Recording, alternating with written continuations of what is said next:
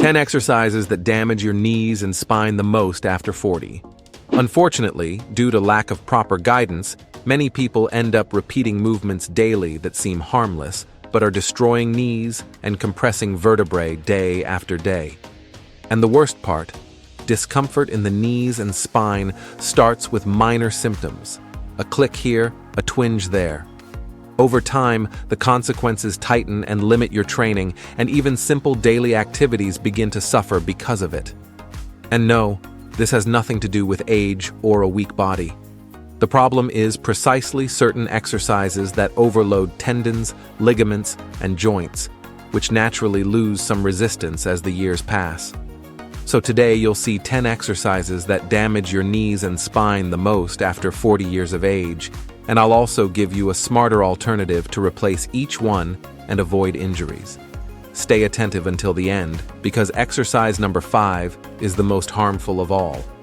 Before we begin, understand something fundamental. I'm not saying, if you're over 40 and do these exercises, you'll definitely get injured. I'm just saying they represent a greater risk due to the natural changes that occur in our body over time. Exercise number 10, leg press. At first, the leg press seems simple and easy. You lean back, adjust your body, position your legs, push up and down, and that's it. But that's exactly where the danger lies. When you put excessive weight on the leg press, your knees are exposed to enormous compression force, especially when you lower the bench too much, bringing your knees closer to your chest. In this position, the pressure on the patellofemoral joint, that junction between the patella and femur, increases drastically. Additionally, many people tend to lock their knees when fully extending their legs, which transfers all the load to the ligaments and tendons, instead of keeping the muscles engaged. You should know that after 40, our ligaments no longer have the same elasticity of youth, and this type of pressure can lead to injuries such as anterior cruciate ligament or meniscus tears. For your spine, the problem is even worse. When you lower the weight too much, the lumbar region tends to detach from the backrest, creating excessive curvature that compresses the intervertebral discs. A much safer alternative for the quadriceps is the hack squat, where you keep your back supported and your feet more forward, drastically reducing pressure on the knees. The working angle is more natural, and you can better control the depth of movement without having to go down so much that it compromises the lumbar position. Exercise 9, traditional abdominal crunch. Moving on to the second problematic exercise, the traditional abdominal crunch, the one everyone does, lying on the floor with hands behind the neck, repeatedly raising and lowering the trunk. Seems harmless, doesn't it? But this repetitive movement puts enormous pressure on the discs of the lumbar spine. Each time you flex your trunk upward, you're compressing the intervertebral discs unevenly, pushing them backward. Over time, this constant pressure can lead to disc herniations, especially after 40, when natural disc dehydration begins to occur. Another serious problem is that many people pull their neck with their hands when doing the movement, transferring tension to the cervical spine and potentially causing injuries to the vertebrae in the neck. And there's more. The traditional abdominal primarily works the rectus abdominis, that six-pack, but does little for the deep core muscles, which are truly responsible for spinal stability. Therefore, a much more efficient and safer alternative is the plank. It engages all core muscles simultaneously, including the transverse and obliques, without putting excessive pressure on the spine. Exercise 8, free barbell bench press. Classic, traditional, the favorite of many people at the gym. But is it really friendly for those over 40? The main problem with the free barbell bench press lies in the lack of natural movement for the joints. The bar forces your arms to follow a fixed path, which doesn't always respect the individual anatomical structure of your shoulders. As the years go by, our tendons and ligaments lose elasticity, and forcing the shoulders to follow a rigid pattern of movement can lead to rotator cuff injuries, which is naturally more fragile after 40. Additionally, The bench press puts significant load on the shoulder joint when elbows are below the chest line, creating torque that can cause inflammation and wear. For the spine, the problem comes when we arch our backs excessively to try to lift more weight, compressing the lumbar vertebrae and potentially aggravating existing problems. A much safer alternative is the dumbbell bench press. With dumbbells, each arm works independently, allowing your shoulders to follow their natural pattern of movement. You can adjust the angle of your wrists and elbows to find the most comfortable position for your joints. Additionally, you can better control the range of motion, avoiding lowering your arms too much and compromising your shoulders. Exercise 7. Dumbbell Fly. This one damages beautifully. At first glance, it seems like a simple movement to isolate the pectoral. Lie on the bench, open your arms with dumbbells, and then close them over your chest. But this movement places the shoulders in an extremely vulnerable position. When you open your arms laterally with weight, you create a huge lever that pulls directly on the glenohumeral joint, the junction between the humerus and scapula. This position stretches the shoulder ligaments and tendons to the maximum, particularly when the elbows are extended. The problem worsens because many people tend to lower the dumbbells far below the chest line, further increasing tension on the joint capsule and rotator cuff. Over time, this can lead to shoulder instabilities and chronic tendinitis. For the spine, the risk comes from the tendency to arch the back during exertion, especially when the weight is very high, misaligning the lumbar vertebrae.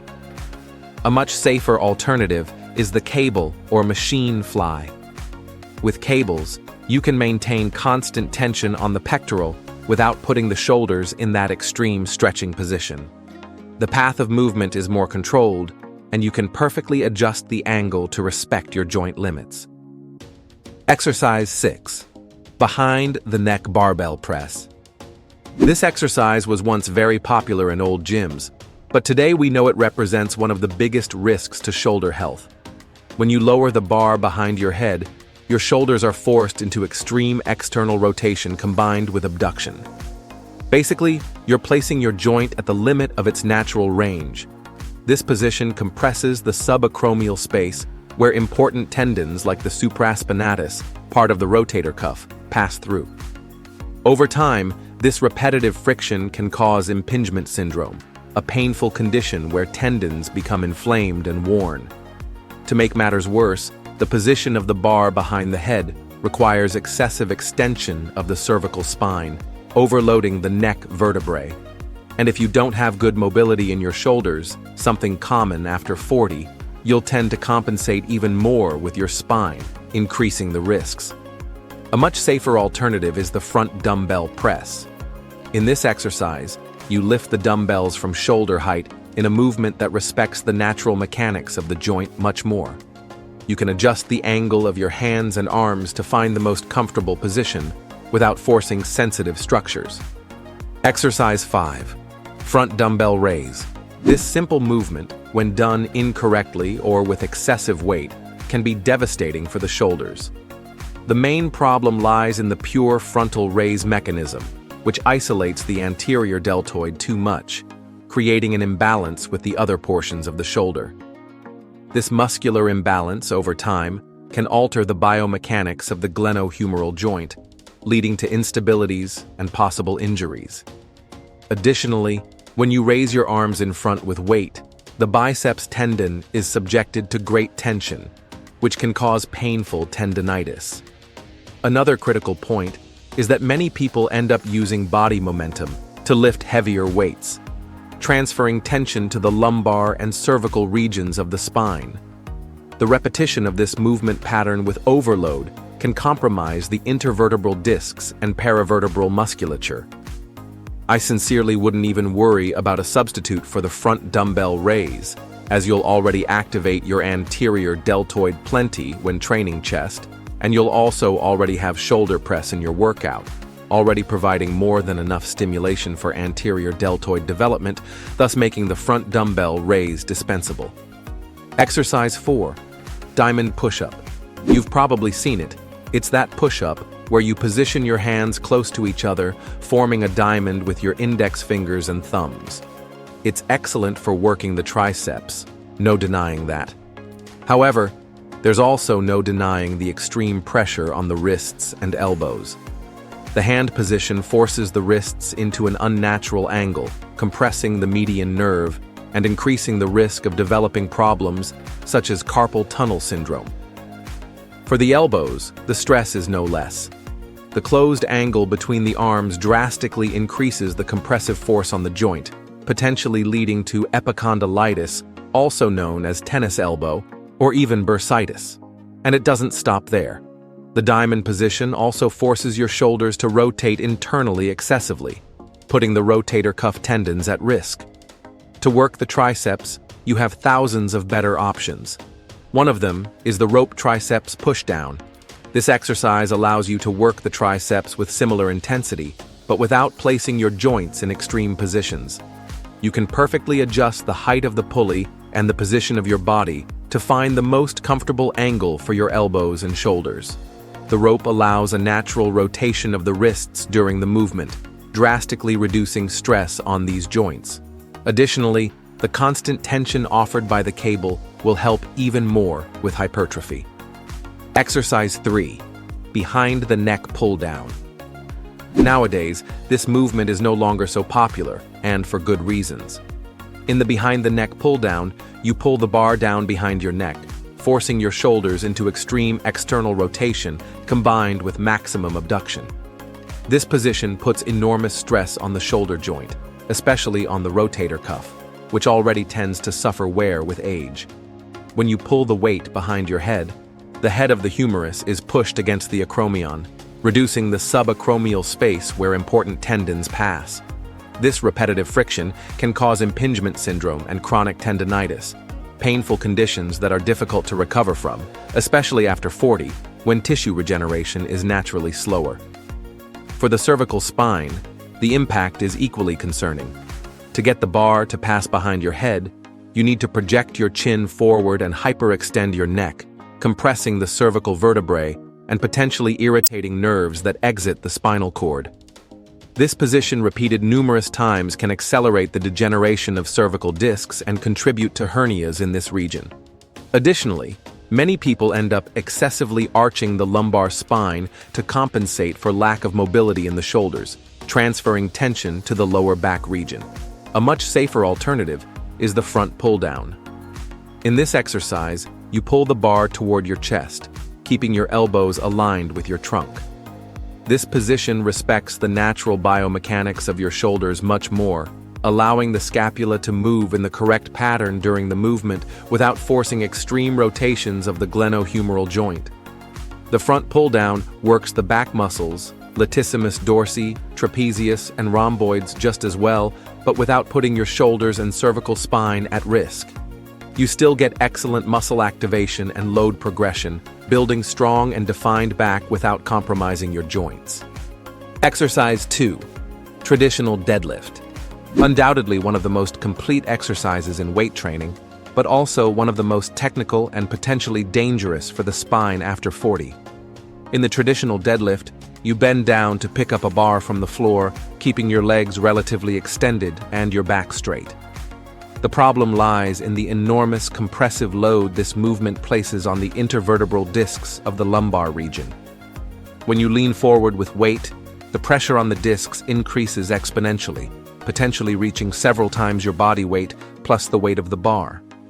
After 40, the discs naturally begin to lose their ability to absorb impact, becoming more susceptible to hernias and protrusions. Additionally, the deadlift requires excellent hip mobility to maintain a neutral spine throughout the movement, something that tends to decrease with age. Without this mobility, the tendency is to compensate by flexing the spine, which is an invitation for serious injuries. For the knees, the risk comes when we try to lift very heavy weights without proper technique, potentially overloading the ligaments and tendons in the area. A much safer alternative is the sumo deadlift.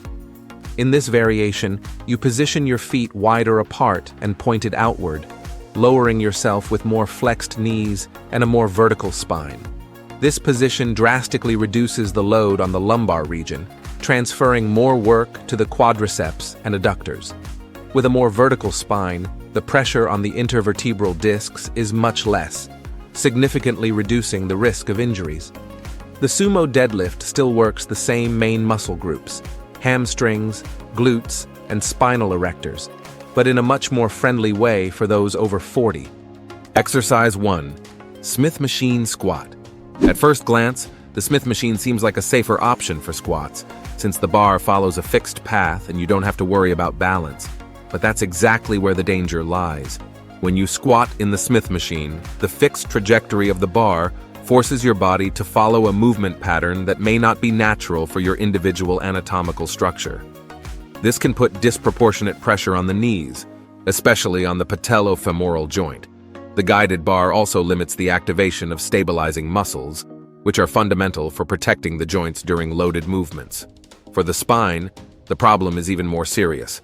Since the bar moves only vertically, you're forced to position your feet more forward to maintain balance. This position significantly increases trunk flexion, putting excessive pressure on the lumbar region. After 40, when the intervertebral discs are naturally less hydrated and elastic, this additional pressure can accelerate degeneration and increase the risk of hernias. A much safer alternative is the kettlebell or dumbbell squat. Holding the weight in front of your body, you can keep your trunk more upright during the movement, drastically reducing pressure on the lumbar spine. Additionally, you have the freedom to find the most natural movement pattern for your anatomical structure, respecting the particularities of your hips, knees, and ankles. This type of squat still engages more core stabilizing muscles, improving your balance and preventing injuries in the long term. And before anyone says that if you follow what we said here, you won't be able to do anything anymore, see that it's not about abandoning strength training, quite the contrary. Training is essential for maintaining joint, bone, and muscle health, especially as we age. The issue is training intelligently, respecting the natural changes that occur in our body over the years. The alternatives I presented aren't just easier versions of the original exercises.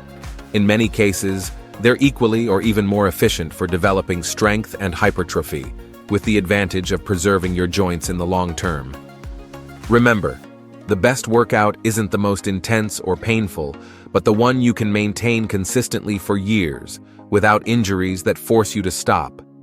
Adapting isn't a sign of weakness, but of intelligence and self-awareness. If you also want to discover 11 errors that 90% of people who train make and aren't even aware of, we've left a video appearing right now on the screen where we show and explain each one of them. Don't miss it so you don't throw your efforts in the trash. Thank you for watching this far, and may God bless you, my friend.